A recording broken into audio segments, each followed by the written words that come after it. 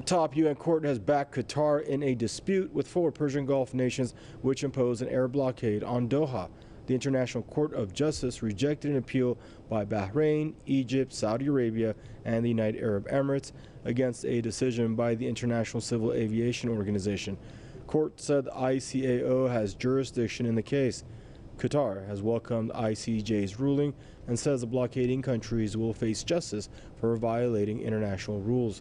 ICAO in 2018 ruled it had the jurisdiction to handle a dispute brought by Qatar, which accused its neighbors of violating a convention which regulates a free passage of its passenger planes through foreign airspace.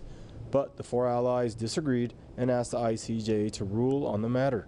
The four Arab countries abruptly severed ties with Qatar in June 2017 and then imposed a blockade which includes banning Qatari planes from their airspace.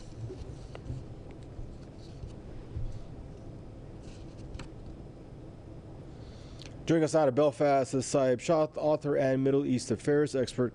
Hello, Mr. Shaath. Always a pleasure to have you on Press TV and get your input here. Now, it's this never-ending row between the Saudis and their allies and Qatar. Your interpretation on this ICJ ruling here?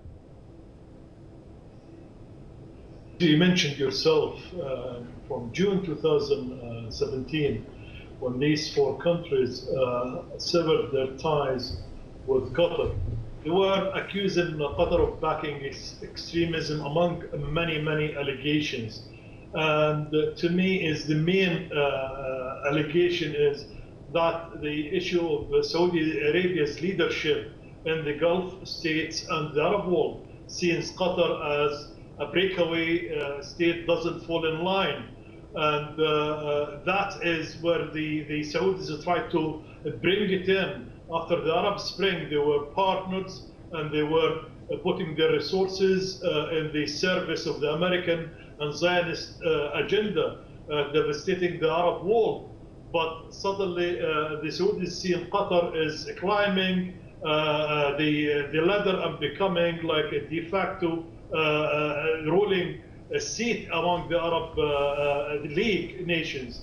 And that is one of the issues. The other major issue, the Saudis seen the Qatari are involved too much with the Muslim Brotherhoods and the Turkish Erdogan government, who is the arch enemy for the Emirates and for the Egyptians, and turned to be for the Saudis and Bahrainis as well. This has become farther, and the Saudis took further measure with these four countries, expelling all Qataris out of these countries. Even when they went as far as to dig a canal along the only land border between Qatar and Saudi Arabia, or any other even land border for Qatar, to turn Qatar as an island. This is, there is something wrong mentally with somebody to think even to do that.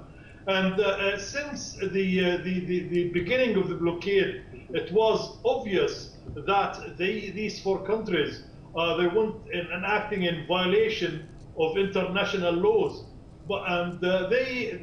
each side of them went to the Trump administration to get favored by them in this dispute.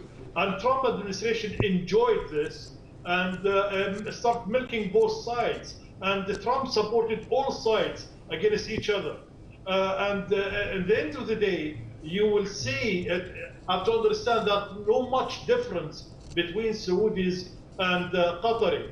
The other issue, which is major for the Saudis in here, is they were in the coalition again in the war of Yemen.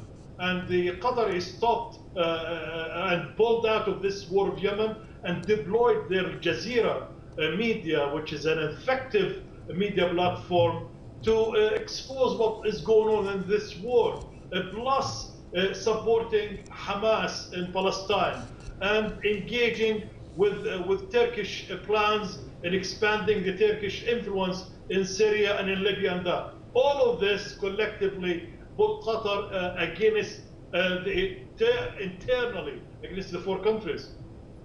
Nice roundup. Thank you for joining us in your contribution there out of Belfast. Saeb Shaath, author and Middle East affairs expert.